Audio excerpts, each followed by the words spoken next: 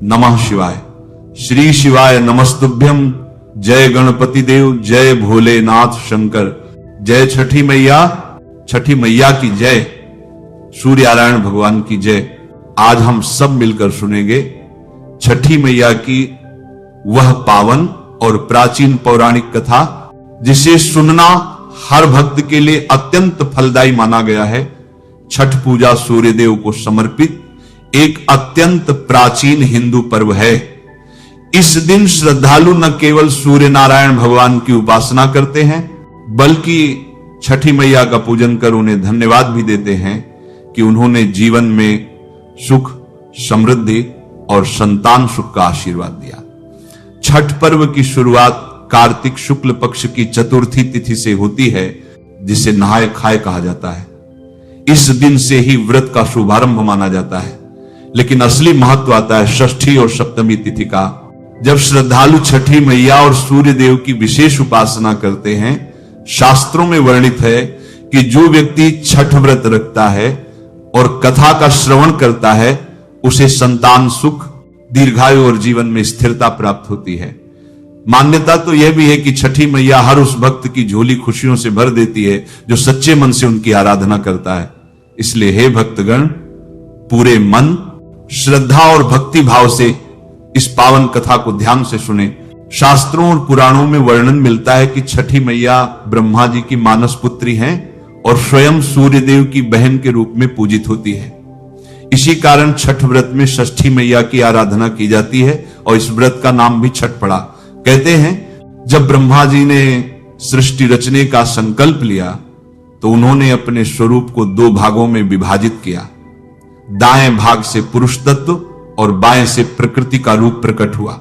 इसी प्रकृति देवी के छठे अंश को देवसेना कहा गया, जिन्हें षष्ठी देवी यानी हमारी पूज्य छठी मैया के रूप में जाना जाता है। अब आइए श्रद्धा और विश्वास के साथ श्रवण करते हैं सूर्यदेव भगवान की अद्भुत कथा।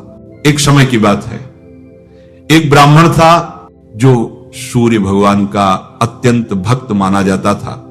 हर दिन वह सुबह सुबह नहा धोकर अपने घर में शुद्ध मन से पूजा करता और सूर्यदेव की कथा का पाठ करता। पर उसकी एक समस्या थी, धन कमाने का कोई साधन उसके पास नहीं था। जब वह घर में रहता तो उसकी पत्नी बार बार उसे प्रेरित करती कि कुछ कमाई करो, और जब वह बाहर जाता तो पड़ोसी उसे निकम्मा कहकर ताने देते। इन सब तानों और पत्नी की चिंता के बीच ब्राह्मण धीरे धीरे दुखी और परेशान हो गया। एक दिन उसने सुबह जल्दी उठकर स्नान किया, पूजा की सामग्री लेकर जंगल की ओर चल पड़ा। वह वहां एक सूखे पीपल के पेड़ के नीचे बैठ गया और ध्यान पूर्वक पूजा पाठ करने लगा। उसके पास एक सूखा तालाब भी था जिसमें थोड़ी सी जल राशि बची हुई थी। ब्राह्मण ने उसी पानी से लौटे भर का जल लिया और सूर्य देवता को अर्घ्य देने लगा। जैसे ही जल अर्पित किया गया वह बहकर पीपल की जड़ों और सूखे तालाब में पहुंच गया। अचानक वहां का चमत्कार देखने योग्य था। सूखा हुआ पीपल हरा भरा हो गया और सूखा तालाब जल से भर गया। तभी सूर्य भगवान स्वयं प्रकट हुए और बोले, ब्राह्मण, मैं तुझसे अत्यंत प्रसन्न हूं, वरदान मांग, क्या चाहते हो? ब्राह्मण ये सुनकर घबरा गया। उसने सोचा, लगता है पीपल में कोई भूत है जो रोज पूजा करते समय आवाज करता है। डर और चिंता के कारण वह दिन ब दिन दुबला पतला होता गया। कुछ दिन बाद ब्राह्मणी चिंतित हो उठी। उसने सोचा, कितने दिन हो गए, अब जाकर देखना चाहिए। उसने जंगल का रुख किया और जैसे ही ब्राह्मण को देखा वो आश्चर्यचकित होकर बोली, इतने दुबले क्यों हो गए हैं, ये क्या हो रहा है? ब्राह्मण ने पूरी बात सुनाई, कैसे जल अर्पित करने के बाद रोज आवाज आती है और वरदान मांगने को कहती है। ब्राह्मणी ने मुस्कुराते हुए कहा, ये कोई भूत नहीं, ये स्वयं सूर्य भगवान है। कल जब वही आवाज आए तो डरना नहीं, सब कुछ मांग लेना। ब्राह्मण बोला, पर मैं तो कुछ मांगना ही नहीं जानता, भूल जाऊंगा। तब ब्राह्मणी ने समझाया, तुम ऐसा कहो, 9 खंडों वाले महल में सोने के पालने में अपने पोते पोतियों को दास दासियों के साथ खेलते और झूलते हुए अपनी आंखों से देखूं, इस प्रकार तुम्हें लंबी उम्र, पुत्र पौत्र बहुएं और संपत्ति सब कुछ प्राप्त होगा। ब्राह्मण बोला, मुझे समझ नहीं आया। तब ब्राह्मणी ने फिर समझाया, धन होगा तभी सोने का पालना बनेगा। दास दासियां होंगी, तब तुम अपने पोते पोतियों को झूला झूला पाओगे।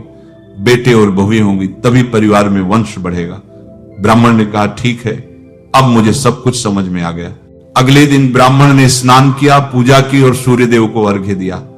तभी वही आवाज आई और ब्राह्मण ने वैसा ही कहा जैसा ब्राह्मणी ने समझाया था। सूर्य भगवान मुस्कुराए और बोले, तुम भोले लगते हो, पर एक ही बार में सब कुछ मांग लिया। जो भी मांगा है वह तुम्हें अवश्य मिलेगा, तुम्हारी हर इच्छा पूरी होगी। इतना कहकर सूर्य देवता प्रकट होकर अंतर्धान हो गए। ब्राह्मण आनंदित होकर घर की ओर चल पड़ा। घर पहुंचते ही उसने देखा, जहां पहले टूटी फूटी झोपड़ी थी, वहां अब 9 खंडों वाला भव्य महल खड़ा था। दास दासियां सेवा में लगी थीं और महल में रौनक थी। ब्राह्मण ने पूछा, मेरी झोपड़ी कहां गई और मरी ब्राह्मणी? तभी महल से एक सुंदर स्त्री बाहर निकली, सज धज कर रत्न आभूषणों से सजी हुई। वह मुस्कुराई और बोली, आइए स्वामी, यह आपका ही घर है। सूर्य भगवान ने आपकी हर मनोकामना पूरी कर दी है। ब्राह्मण ने जब देखा कि उसके पास इतनी संपत्ति और धन आ गया है, तो वह थोड़े विचार में पड़ गया और बोला, इतना सारा धन हम इसका क्या करेंगे? तब उसकी पत्नी मुस्कुराई और कहा, धन से क्या नहीं किया जा सकता, हम इसका उपयोग दान पुण्य में करेंगे, यज्ञ और होम करेंगे, भूखों को भोजन कराएंगे, जरूरतमंदों की मदद करेंगे, भूखों को प्याऊ लगाएंगे और धर्मशालाओं का निर्माण करेंगे। ब्राह्मण ने अपनी पत्नी की बात मानी और वैसा ही किया। अविश्वसनीय रूप से थोड़े ही समय में पूरी प्रजा, राजा तक उस ब्राह्मण के गुणगान करने लगी। सब उसकी ईमानदारी, धर्म और उदारता की तारीफ करने लगे। जब यह बात राजा तक पहुंची तो वह आश्चर्यचकित होकर ब्राह्मण को बुलाया और बोला, कल तक आपके हालात इतने खराब थे और आज अचानक इतनी संपत्ति कहां से आई? क्या आपने चोरी की, डाका डाला या कोई अन्य उपाय किया? सच सच मुझे सब कुछ बताइए। ब्राह्मण ने विनम्रता से उत्तर दिया, महाराज, ना तो मैंने चोरी की, ना डाका डाला, ये सब सूर्य भगवान की कृपा से मुझे मिला है। ब्राह्मण ने राजा को सारी घटना विस्तार से बताई और सूर्यदेव की पूजा विधि भी समझाई। राजा ने वैसा ही किया। अद्भुत रूप से उसी 10वें महीने राजा के घर सुंदर पुत्र का जन्म हुआ।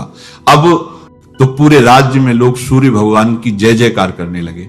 हे भक्तों, जैसे सूर्य भगवान ने ब्राह्मण और राजा की मनोकामना पूरी की, वैसे ही वे हर सच्चे भक्त की इच्छाओं को पूर्ण करते हैं। तो आइए हम सब मिलकर सूर्यनारायण भगवान की जय बोले और उनका आशीर्वाद पाएं।